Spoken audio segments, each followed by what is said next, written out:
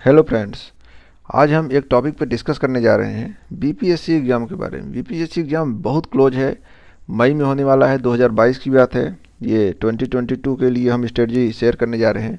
तो यहाँ हम कुछ ऐसी रणनीति, ऐसी स्ट्रेटजी को शेयर करेंगे कि अगर जो लोग एग्ज़ाम देने जा रहे हैं, जो एस्पिरेंट्स देने जा रहे हैं एग्ज़ाम, अगर वो ये बेसिक बात नहीं जानते हैं तो वो एग्ज़ाम अगर क्वालिफाई भी कर लेते हैं, प्रीलिम्स क्वालिफाई कर लेते हैं या मेंस क्वालिफाई कर लेते हैं, तो उनकी जो अंडरस्टैंडिंग है एग्ज़ाम को लेकर, वो उनको फाइनल सिलेक्शन में बहुत प्रॉब्लम आएगी।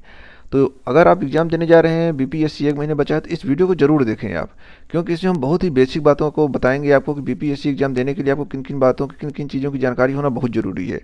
उसी जानकारी के क्रम में सबसे पहले हम देखेंगे कि यहाँ जब आप देखेंगे सबसे पहले शैक्षिक योग्यता के बारे में। तो नॉर्मली आप जब कोई यूपीएससी पीसीएससी सब का एग्ज़ाम देने जाते हैं तो वहाँ पर स्नातक मतलब ग्रेजुएशन या फिर उसका कोई इक्विवेलेंट जो डिग्री होती है वो डिमांड करती है, जो कमीशन होती है। तो ये जानकारी तो आपको, मुझे लगता है कि जितने एस्पिरेंट्स तैयारी करते हैं उनको नॉर्मली मालूम ही रहती है। हाँ, एक चीज़ और है कि अगर जो लोग अपीयरिंग में रहते हैं तो उसमें भी एग्ज़ाम दे सकते हैं। जैसे यूपीएससी जब देते हैं तो वहाँ भी अपीयरिंग में दे सकते हैं। तो कुछ जगह आप अपीयरिंग में एग्ज़ाम दे सकते हैं। अब नेक्स्ट क्या है, आरक्षण का मैटर है। इस पर हम ज़्यादा डिस्कस नहीं करेंगे, लेकिन हम आगे चल के जिस टॉपिक पर डिस्कस करने वाले हैं तो यहाँ पर हम देखेंगे जो हमारा नेक्स्ट है। यहाँ पर देखिए, यहाँ हम डिस्कस करेंगे कि जो प्रिलिमिनरी एग्ज़ाम है, प्रारंभिक परीक्षा, उस पर डिस्कस करेंगे।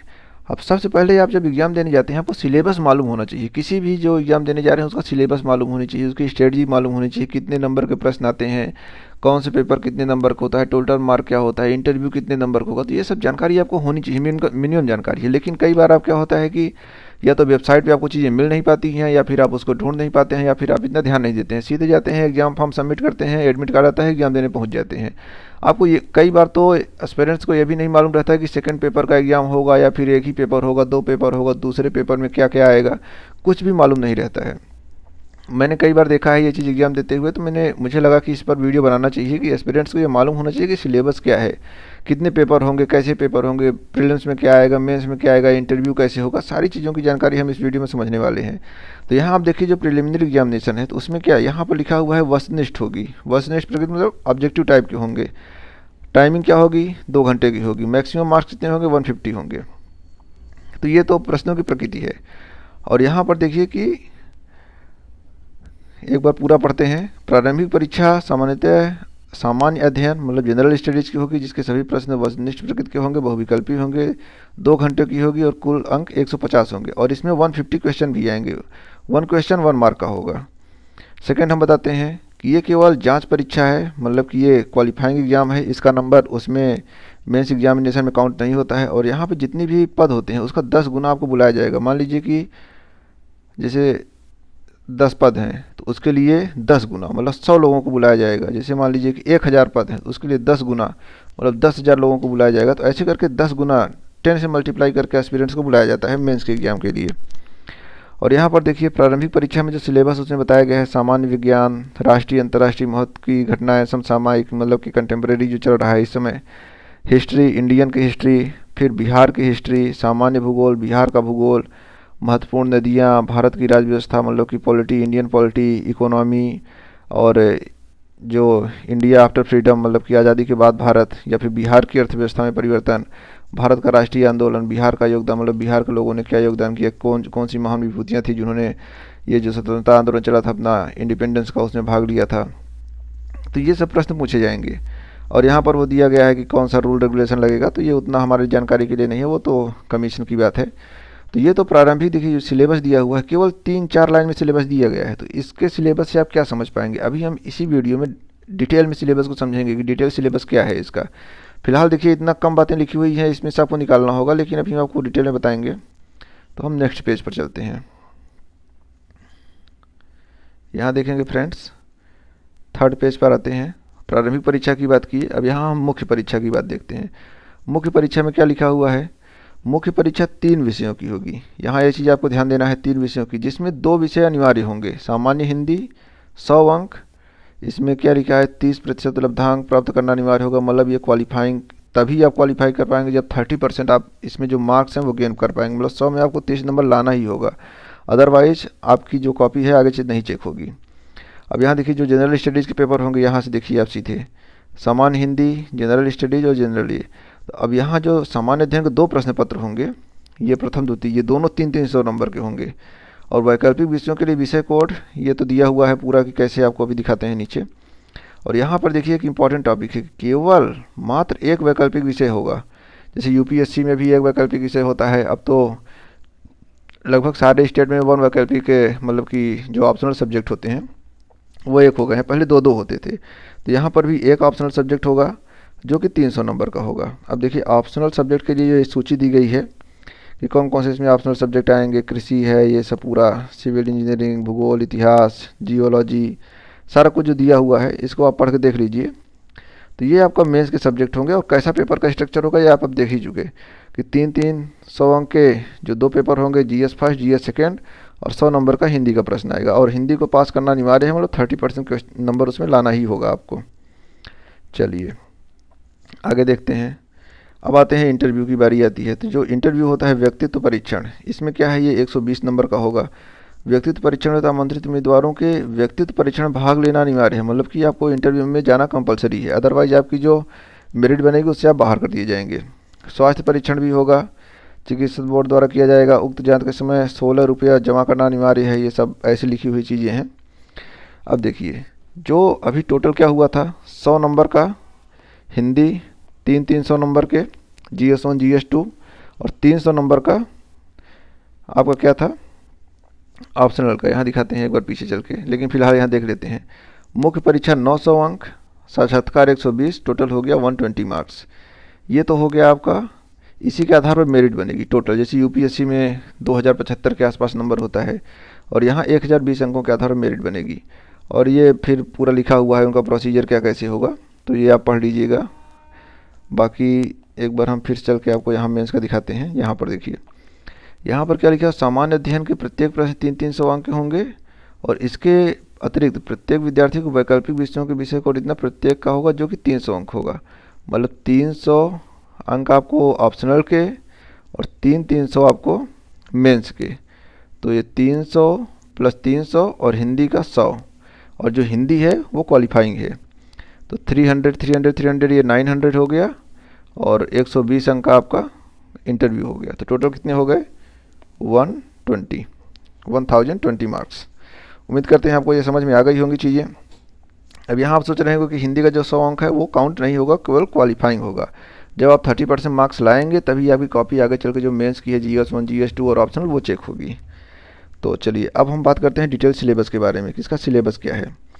यहाँ पर फ्रेंड्स उम्मीद करते हैं कि आपको बेसिक जानकारी एक बार पता चल गई होगी कि प्रीलिम्स में कैसे क्वेश्चन आएंगे, मेंस में कैसे क्वेश्चन आएंगे, कितने कितने नंबर के होंगे, टोटल मार्क्स कितना होगा, इंटरव्यू होगा, कितने ऑप्शनल सब्जेक्ट होंगे, इन सब की जानकारी आपको मिल चुकी होगी। अब हम बढ़ते हैं अपने नेक्स्ट सेगमेंट पे। वहाँ पर हम देखेंगे कि इसका सिलेबस क्या है। तो यहाँ हम देखते हैं बीपीएससी पे चलते हैं अपने हम फोल्डर पर। फ्रेंड्स आप इस तरह से आप आईपैड यूज करके, टैबलेट्स यूज करके कुछ फोल्डर्स बना सकते हैं, जिससे कि आपकी स्टडी स्मार्ट हो जाएगी। आज स्मार्ट स्टडी का ज़माना है। अगर आपको कंपटीशन फाइट में आना है तो आपको कुछ स्मार्ट स्टडीज़ करना होगा, मतलब कि आप टैबलेट, मोबाइल, लैपटॉप, इन सब का एक अच्छी तरीके से यूज करना चाहिए। हमने कुल मिला के इसीलिए चैनल बनाया है कि आप स्मार्ट स्टडी कैसे हम प्रमोट कर सकें, कैसे स्टूडेंट्स को ये बता सकें कि स्मार्ट स्टडी कैसे होती है। देखिए हमने किस तरह से फोल्डर बनाए हुए हैं, हर एग्ज़ाम के लिए लगभग फोल्डर बनाए हैं, और उसी में से चीज़ों को ऑर्गेनाइज करके रखे हुए हैं, जिससे तुरंत चीज़ें हमें उसी पॉइंट पे मिल जाएं जहाँ पे रखी हुई हैं ऑर्गेनाइज तरीके से। फिलहाल हम आगे बढ़ते हैं अपने इस टॉपिक में। तो यहाँ देखते हैं सिलेबस के बारे में। तो ये सब दिया हुआ है, यहाँ एक बार फिर से देख लेते हैं सिलेबस का क्या कैसे है स्ट्रक्चर। तो प्रारंभिक परीक्षा जो अभी आपको हम बताए वहाँ पर कि क्या कैसे होगा, वही चीज़ यहाँ लिखा हुआ है, लेकिन आगे बढ़ते हैं हम। अभी देखिए हिंदी का जो दिया हुआ है, यहाँ पर सामान्य हिंदी, सामान्य अध्ययन फर्स्ट सेकेंड, 3 घंटे के पेपर होंगे, ये भी आप जान लीजिए। अब यहाँ पर देखिए हिंदी के बारे में लिखा हुआ कि 30% नंबर आपको लाने होंगे, लेकिन जो मेरिट बनेगी उसमें इन नंबरों को काउंट नहीं किया जाएगा, ये साफ साफ लिखा हुआ है। और यहाँ पर लिखा हुआ ऐच्छिक विषयों का मानक लगभग वही होगा जो पटना विश्वविद्यालय के 3 वर्षीय ऑनर्स का एग्जाम परीक्षा का है। मतलब कि यहाँ पर पटना विश्वविद्यालय को बनाया गया है, बेस बनाया गया है। अब आप कहिए किसी देश की दूसरी यूनिवर्सिटी से करके आइए कि हमारे यहाँ ग्रेजुएशन में ये पढ़ाया गया और यहाँ दूसरी चीज़ें पूछी जा रही हैं, तो उसको बेस नहीं बनाया जाएगा। पटना यूनिवर्सिटी के बारे में उसने लिख दिया है सीधे सीधे। चलिए आगे देखते हैं। अब यहाँ जो ऑप्शनल में सब्जेक्ट होंगे 300 अंक आएगा, उसमें कितने सब्जेक्ट आप चूज कर सकते हैं। आप कोई भी सब्जेक्ट चूज नहीं कर सकते हैं। कमीशन ने जिन सब्जेक्ट के बारे में बात की है उन्हीं को आप चूज कर सकते हैं, जिसमें देखिए कृषि विज्ञान, मानव रसायन, रसायन मतलब केमिस्ट्री, फिर इधर आप देखेंगे ये सब सब्जेक्ट हैं, और समाजशास्त्र, साहित्य है, पाली भाषा भी देखिए यहाँ पर दिया हुआ है, ऑप्शनल में ले सकते हैं आप, ज्योग्राफी, हिस्ट्री, लॉ, मैथ, और ये सब आप लैंग्वेज चूज कर सकते हैं, या फिर जो साहित्य है उसको चूज कर सकते हैं। तो आप मेंस में कोई भी जितना इसमें दिया हुआ सब्जेक्ट उसी में से कोई एक चूज करके आप सब्जेक्ट ले सकते हैं। अपने मन से सब्जेक्ट आप चूज नहीं कर सकते हैं, बाहर से नहीं कर सकते हैं, जितने यहाँ दिए हैं उन्हीं में से किसी एक को आपको चूज करना होगा। प्रश्न पत्र हिंदी और इंग्लिश दोनों में पब्लिश होंगे, मतलब छपे होंगे, कोई दिक्कत नहीं होगी आपको। अब यहाँ देखिए हिंदी, अंग्रेजी या उर्दू में किसी एक ही भाषा में दिए जा सकते हैं, उम्मीदवारों को अन्य भाषा में उत्तर देने की छूट नहीं होगी। यहाँ भी एक बात लिख दी गई है कि सभी भाषेतर विषयों के उत्तर, मतलब कि जो भाषा से अतिरिक्त हैं उनके बारे में ये बताया गया है। फिर नीचे देखिए बाकी ये प्रोसीजर लिखे हुए हैं, इनके आप पढ़ सकते हैं। हम मेनली सिलेबस की बात करने वाले हैं। 120 अंक का इंटरव्यू होगा, ये आपको पहले ही बता दिए हैं। अब यहाँ देखिए प्रारंभिक परीक्षा का जो पाठ्यक्रम है वो दिया गया है। यहाँ पर सामान्य विज्ञान की बात की गई है। सामान्य विज्ञान में राष्ट्रीय सामान्य विज्ञान, अंतर्राष्ट्रीय महत्व की समसामयिक घटनाएं, भारत का इतिहास, भूगोल, बिहार का इतिहास। फिर सामान्य भूगोल में ये सब चीज़ें दी गई हैं। बिहार स्पेशल आपको पढ़ना ही है, नदियाँ ये सब जो हैं। अब देखिए यहाँ पर मानसिक योग्यता जांचने वाले भी प्रश्न आएंगे। तो यहाँ पर इनकी प्रकृति क्या होगी। सामान्य विज्ञान के अंतर्गत दैनिक अनुभव, ये सब पूरा पढ़ लीजिए क्या कैसे है। अब यहाँ भारत था बिहार का भूगोल, देखिए भारत था बिहार का भूगोल, पंचायती राज, सामुदायिक जीवन, ये सब प्रश्न इससे पूछे जाएंगे। भारत का राष्ट्रीय आंदोलन, ये प्रीलिम्स का पेपर दिया हुआ है, इसको आप ध्यान से देखिए। प्रीलिम्स प्रारंभिक परीक्षा का पाठ्यक्रम, तो ये प्रारंभिक परीक्षा का पाठ्यक्रम है। आगे देखते हैं। अब इधर ये मुख्य परीक्षा का आ जाता है। तो एक बार फिर से प्रारंभिक परीक्षा पर चलते हैं।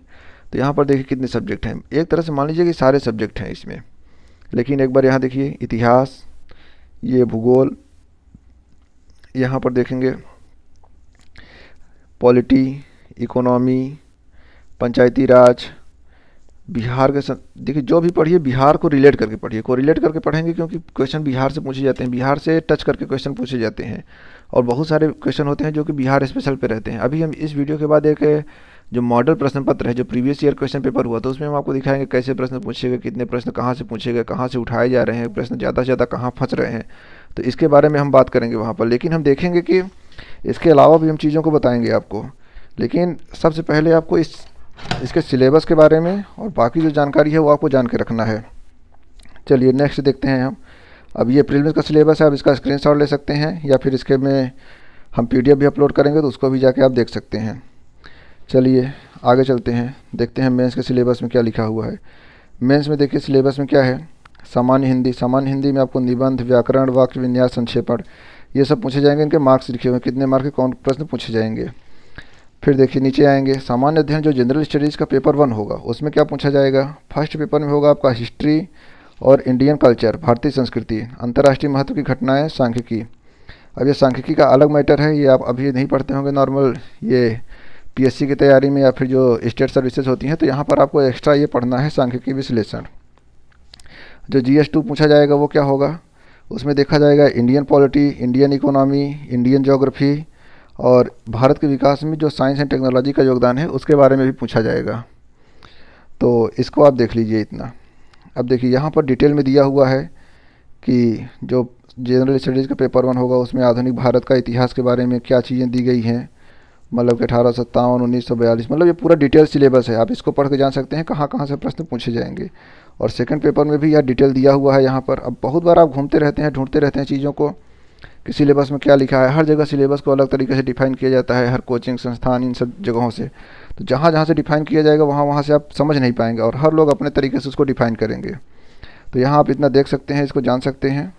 अब यहाँ पर देखिए जो वैकल्पिक विषय है, मतलब कि ऑप्शनल सब्जेक्ट हैं, उसमें आप ऑप्शनल में देखेंगे कि जो चीज़ें दी हुई हैं, जैसे कृषि है, कृषि का डिटेल सिलेबस है।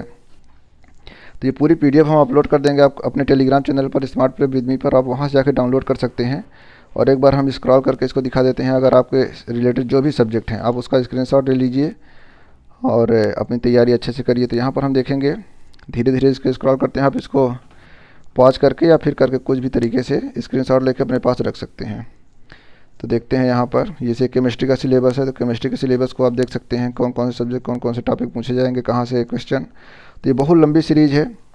सारे ऑप्शनल सब्जेक्ट को यहाँ डिटेल में समझाया गया है, डिटेल में बताया गया है। तो इसकी जो PDF हम अपलोड करेंगे अपने टेलीग्राम चैनल पे, आप वहाँ से जाकर इसको डिटेल में पढ़ सकते हैं।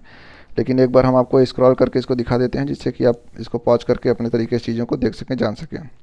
हालांकि बहुत तेज़ स्क्रॉल हो रहा है, तो इसके लिए आप हमारे टेलीग्राम चैनल को ज्वाइन करिए और ऐसे ही वीडियो हम अपलोड करते रहेंगे। बिहार PCS में हम कई सारे वीडियोस लेके आएंगे। बिहार की जो नॉर्मल जानकारी है, GK है, जो प्रश्न बहुत बार रिपीट होते हैं, बहुत बार पूछे जाते हैं, उन पर हम अच्छी तरीके से अभ्यास करने वाले हैं अपने इस वीडियो लेक्चर की सीरीज़ में, जिसमें हम BPSC को बताएंगे। इससे पहले हम फ्रेंड्स बता दें कि हम UK PCS पे भी बहुत सारे वीडियोस बनाए। तो UK PCS के बारे में क्या होना चाहिए, कैसे होना चाहिए, सारे वीडियोस बनाए। हम BPSC पे भी बनाए हैं, UPSC पे भी बनाए हैं कई सारे वीडियोस।